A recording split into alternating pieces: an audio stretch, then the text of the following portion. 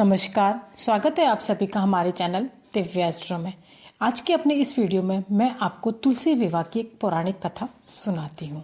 इस कथा का श्रवण आप अवश्य करें, तुलसी माँ आपको जरूर आशीर्वाद देगी। एक बार शिव ने अपने तेज को समुद्र में फेंक दिया और उस तेज से एक महातेजस्वी बालक ने जन्म लिया। यही बालक आगे चलकर जालंधर के नाम से पराक्रमी दैत्य राजा बना। इसकी राजधानी का नाम जालंधर नगरी था। दैत्यराज कालनेमि की कन्या वृंदा का विवाह जालंधर से हुआ। जालंधर महाराक्षस था। अपनी सत्ता के मद में चूर उसने माता लक्ष्मी को पाने की कामना से युद्ध किया, परंतु समुद्र से ही उत्पन्न होने के कारण माता लक्ष्मी ने उसे अपने भाई के रूप में स्वीकार किया। जब जालंधर वहां से पराजित होकर आया तो वह देवी पार्वती को पाने की लालसा से कैलाश पर्वत पर गया। भगवान देवाधिदेव शिव का ही रूप धरकर माता पार्वती के समीप गया, परंतु मां ने अपने योग बल से उसे तुरंत पहचान लिया और वो वहां से अंतर्ध्यान हो गई। देवी पार्वती ने क्रुद्ध होकर सारा वृत्तांत भगवान विष्णु को सुनाया। जालंधर की पत्नी वृंदा जो थी वो बहुत ही पतिव्रता स्त्री थी। उसके पतिव्रत धर्म की शक्ति से जालंधर ना तो मारा जाता था और ना ही पराजित होता था। इसलिए जालंधर का नाश करने के लिए वृंदा के पतिव्रत धर्म को भंग करना बहुत ही आवश्यक था। जब उसका पतिव्रत धर्म भंग होता तभी जालंधर का नाश होना निश्चित था।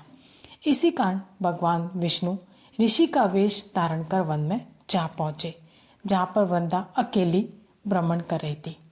भगवान के साथ में दो मायावी राक्षस भी थे, जिन्हें देखकर वृंदा बहुत ज्यादा भयभीत हो गई। ऋषि ने वृंदा के सामने एक पल में ही दोनों को भस्म कर दिया। उनकी शक्ति देखकर वृंदा ने कैलाश पर्वत पर महादेव के साथ युद्ध कर रहे अपने पति जालंधर के बारे में पूछा कि वह कैसे हैं। ऋषि ने अपने माया जाल से दो वानर प्रकट किए। एक वानर के हाथ में जालंधर का सिर था और दूसरे वानर के हाथ में जालंधर का धड़।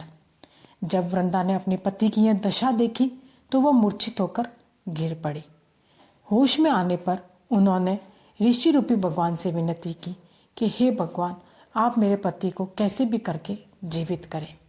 भगवान ने अपनी माया से पुनः जालंधर का सिर धड़ से जोड़ दिया, परंतु वह स्वयं उस शरीर में प्रवेश कर गए। वृंदा को इस छल का पल भर भी आभास न हुआ। उसे जरा भी इस चीज का पता नहीं चल पाया।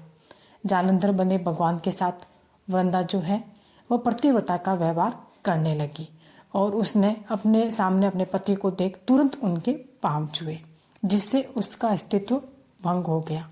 ऐसा होते ही वृंदा का जो पति था, जो वहां पर कैलाश पर्वत पर महादेव जी के साथ में युद्ध कर रहे थे, वह जालंधर युद्ध में हार गया। इस सारी लीला का जब वृंदा को पता चला तो उसने क्रुद्ध होकर भगवान विष्णु को हृदयहीन शिला होने का श्राप दे दिया। अपने भक्त के श्राप को विष्णु जी ने स्वीकार किया और शालिग्राम पत्थर बन गए। सृष्टि के पालनकर्ता के पत्थर बन जाने से ब्रह्मांड में असंतुलन की एक बहुत ही भयंकर स्थिति उत्पन्न हो गई। यह देखकर सभी देवी देवताओं ने वृंदा से प्रार्थना की कि भगवान विष्णु को वह श्राप मुक्त कर दे।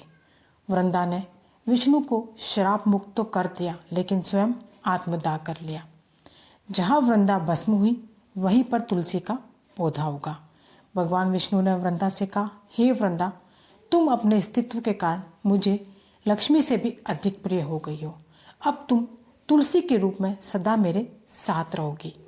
तब से हर साल कार्तिक महीने के देव उठनी एकादशी के दिन तुलसी विवाह के रूप में मनाया जाता है।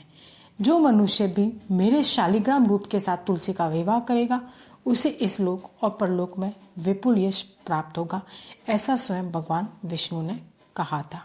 तो यह थी तुलसी विवाह की एक संपूर्ण पौराणिक कथा। यदि आज का मेरा ये वीडियो आपको पसंद आया हो, तुलसी विवाह की ये पौराणिक कथा आपको पसंद आई हो, तो लेकर हरि का नाम आप मेरे चैनल को सब्सक्राइब जरूर करिएगा, क्योंकि आपको मेरे इस चैनल पर इसी तरह के वीडियोस मिलते रहेंगे। यदि आप भी धार्मिक मान्यताओं में विश्वास रखते हैं, व्रत त्योहार से संबंधित जानकारी में यदि आप रुचि रखते हैं, साथ ही साथ यदि आपको ज्योतिष और वास्तु से संबंधित अन्य किसी प्रकार की जानकारी चाहिए तो आप मेरे चैनल पर जाकर प्लेलिस्ट देख सकते हैं। मैं हर तरह की ज्योतिष, वास्तु, धार्मिक मान्यताओं से संबंधित, व्रत, पूजा पाठ से संबंधित जानकारी अपने चैनल पर समय समय पर अपलोड करती रहती हूँ। आप साथ ही साथ मेरे चैनल को सब्सक्राइब करने के साथ बेल आइकन भी प्रेस कर लें ताकि मेरा वीडियो अपलोड होते ही आपको सबसे पहले उसका नोटिफिकेशन मिल सके। धन्यवाद। जय श्री हरि। यदि आज का मेरा